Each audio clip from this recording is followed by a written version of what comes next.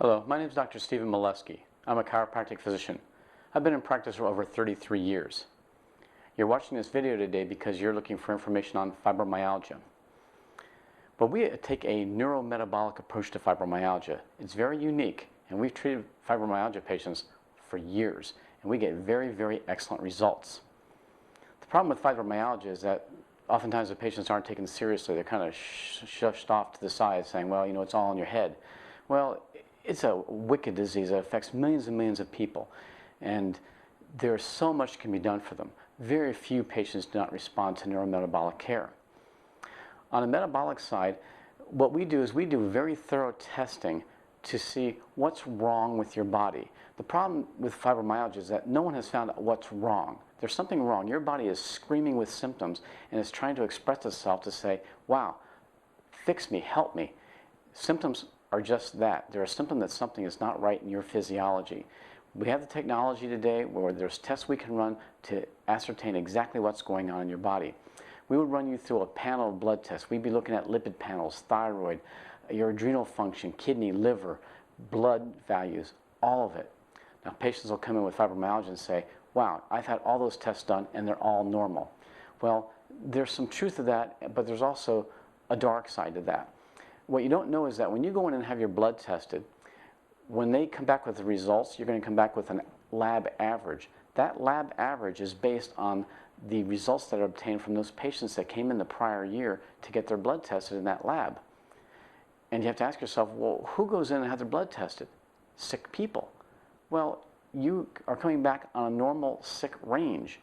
The American Academy of Clinical Chemists and the Endocrine Society actually tested healthy patients, and they found that these lab averages are way too wide, that they are much more narrow.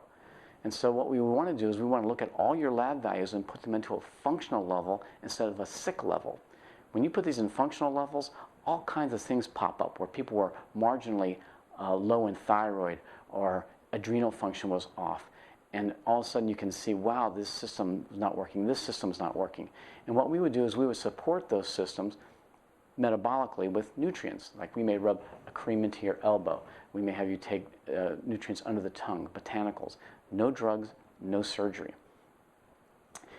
In addition, the blood tests may show us that you need additional testing done. You may have a leaky gut syndrome, which means that your gut is not digesting properly, and there are oftentimes antigens in the gut wall that are hiding. We have the technology now where there's stool tests that we can do that can actually find these hidden parasites, H. pylori, bacteria, viruses, yeast, mold, just to name a few. So that's on the metabolic side.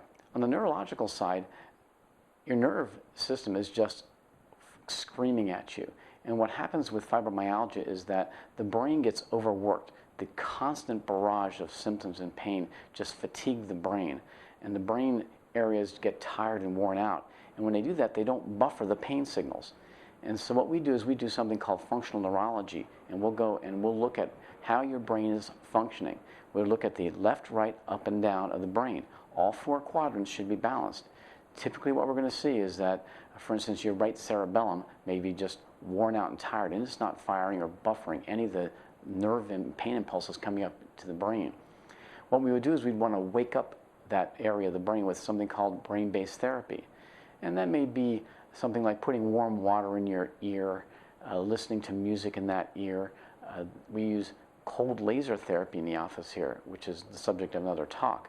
But again, cutting-edge technology that most people don't even know exists. Sometimes you are sensitive to foods also, and that's another thing you must consider, that food sensitivities are a big, big problem with fibromyalgia. So if this makes sense to you, you want to know more information about it, give our office a call or visit our website, and we'd be glad to send you more information about fibromyalgia and how this neurometabolic approach works so well. Hope this helps you. You have a great day.